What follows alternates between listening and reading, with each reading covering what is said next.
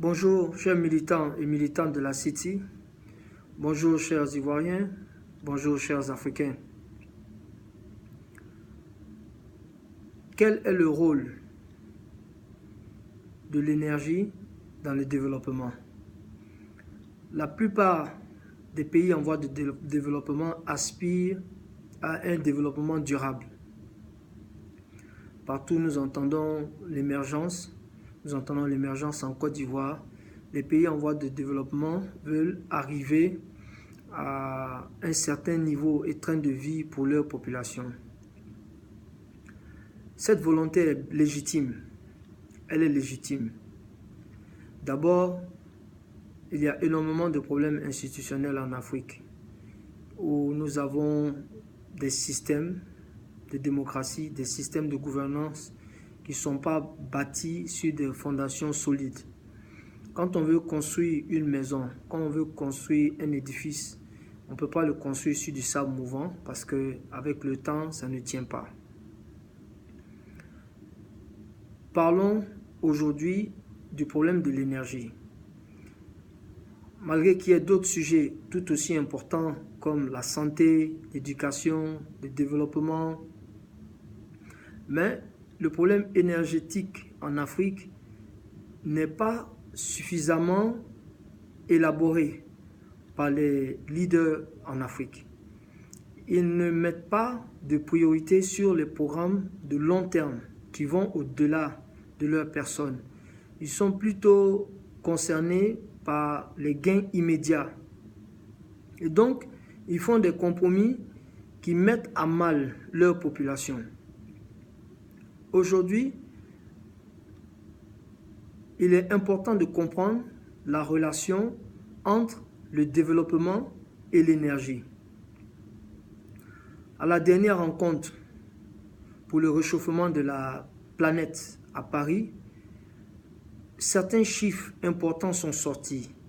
Et nous, Africains, nous devons tenir compte de ces chiffres qui sont évoqués parce que nous sommes les premiers qui sont menacés.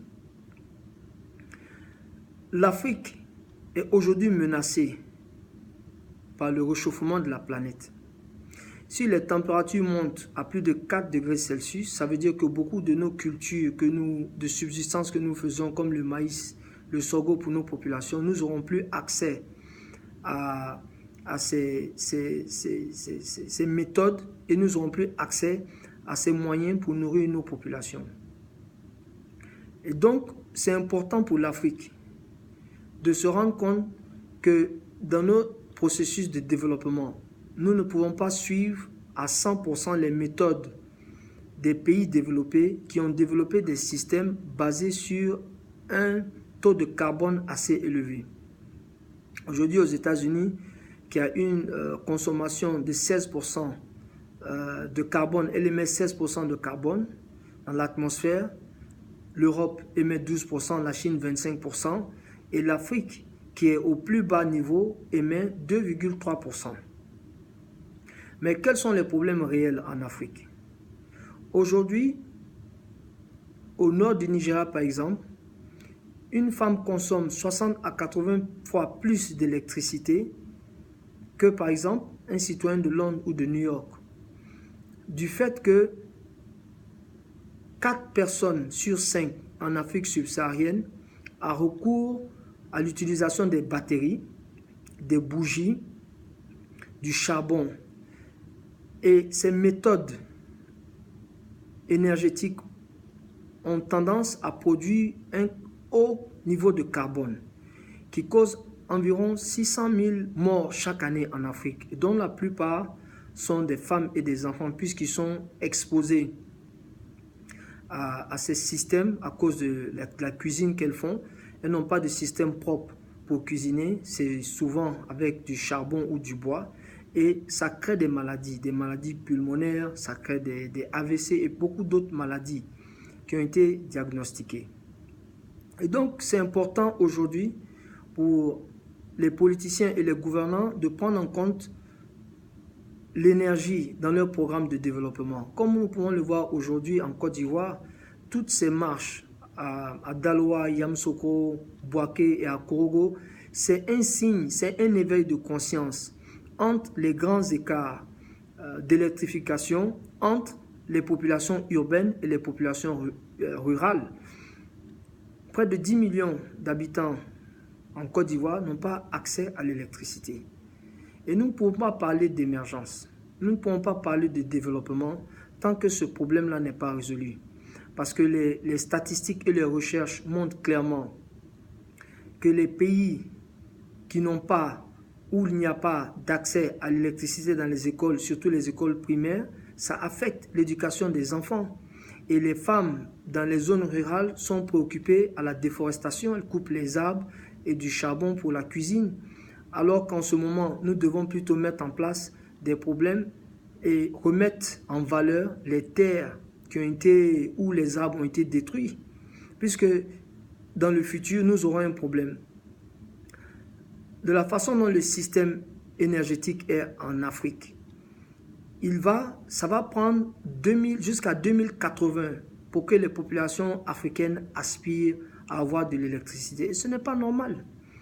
Les Nations Unies ont lancé le programme de l'énergie pour tous à 2030. Mais ils savent, selon les statistiques actuelles, que ce sera difficile à atteindre parce que les gouvernements africains ne mettent pas en place des politiques énergétiques où ils mettent l'accent sur l'énergie renouvelable. C'est une opportunité pour l'Afrique de se distinguer cette fois, au lieu de toujours parler de l'Afrique en termes d'aide en tendant toujours la main vers l'extérieur. Nous pouvons maintenant mettre en place et prendre avantage de toutes ces nouvelles formes d'énergie renouvelable. Nous avons l'hydraulique, le géothermique, nous avons le solaire, nous avons le vent. Et c'est important de penser à mettre en place ces structures énergétiques-là si nous voulons vraiment aspirer au développement. L'Espagne, en prenant juste le cas de l'Espagne, consomme beaucoup plus d'énergie que toute l'Afrique subsaharienne. La plupart de la consommation énergétique de l'Afrique vient de l'Afrique du Sud. La plupart des pays en voie de développement de l'Afrique subsaharienne ont des problèmes énergétiques. Où nous avons au Congo près de 80 millions de personnes, 60 millions de personnes qui n'ont même pas accès à l'électricité. Et c'est la même chose. Par exemple, le Nigeria, qui a vendu 89 milliards en export de pétrole, plus de 93 millions de sa population n'a pas accès à l'électricité. Donc aujourd'hui, les autorités en Côte d'Ivoire se retrouvent dans une situation assez difficile, où maintenant il faut répondre aux attentes de la population parce que ces coupures d'électricité d'abord affectent le PIB de 2 à 4% par année.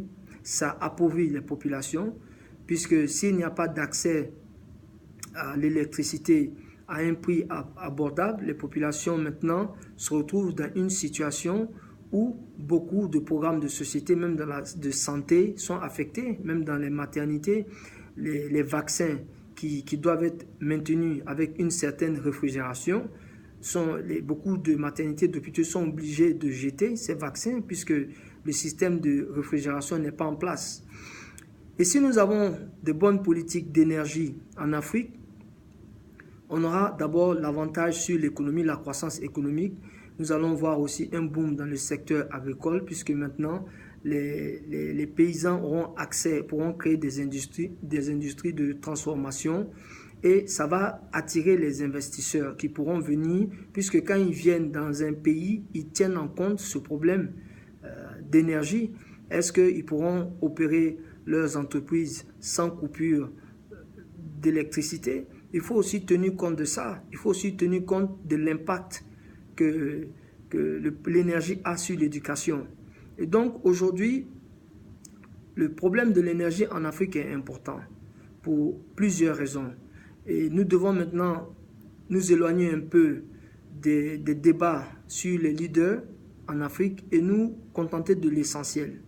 L'Afrique pourra se distinguer si seulement elle développe simultanément un problème d'énergie, c'est-à-dire trouve une solution à ce problème d'électricité.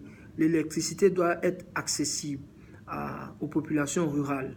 Ça va aider pour l'économie, ça va aider pour le développement. Merci de m'avoir écouté.